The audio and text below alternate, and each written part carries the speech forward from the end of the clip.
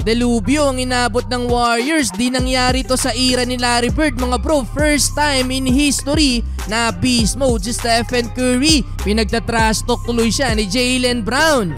Golden State Warriors versus Boston Celtics, ang pagbabalik ni Stephen Curry sa TD Garden. Pangiti-ngiti pa ang greatest shooter mga bro. Sa last 16 games ng Warriors, 13 doon ay panalo sila. Well, first 3 minutes ng first quarter, putok agad ang labi ni Derek White nang bumangga sa ulo ni Curry. Nag-alala naman sa kanya si Steph at tagad-chinek ang player ng Boston, though all goods pa din naman at nagstay pa sa game si White. In transition mga bro, tapatan ng kulay White at Brown laban kay Green. Halfway mark, dikit pa ang laban, tabla pa sa 21 ang talaan mula sa layup na to ni Steph. Kaso biglang nagpaulan ng tres ang Boston na pinangunahan naman ni Jaylen Brown. Dumali ng tatlong magkakasunod na tres si JB. Hinahayaan ba naman ng Warriors tumira ng libre etong si Brown mga bro? Pinagtatrash talk tuloy sila. 19 points sa first quarter si Brown. Pang-5 beses na nangyari yan sa kanyang karir. Wala nga pala si Kristaps Porzingis pero natambakan malala ang Golden State. Lagpasan sa 20 ang itinambak nila sa Warriors mga bro.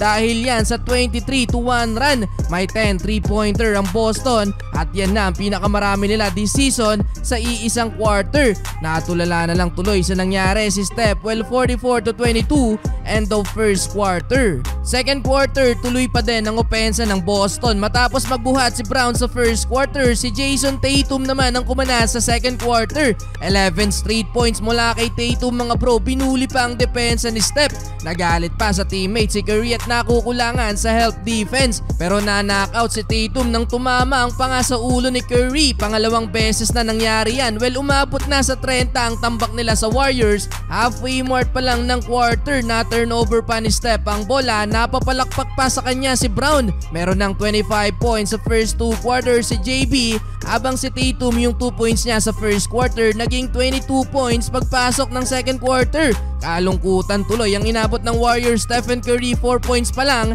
Eto na ang pinaka-worst game ng Golden State kung saan naghahabol sila ng 44 points sa first half. 82-38. Yung 44-point lead na yan ng Boston mga bro, yan na ang franchise record nila sa first half.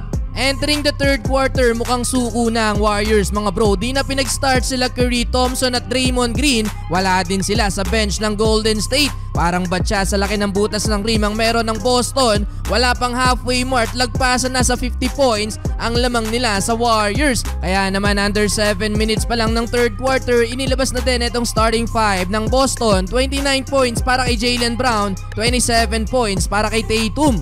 Hindi nangyari to sa era ni Bill Russell at Larry Bird mga bro, kaya naman worst game nang maitatawag to sa franchise ng Golden State. Well, fourth quarter, wala pa ding pagbabago mga bro. Tambak malala pa din ng Warriors, kaya naman sa uli, tuloy ang win streak ng Boston with 11 game winning streak.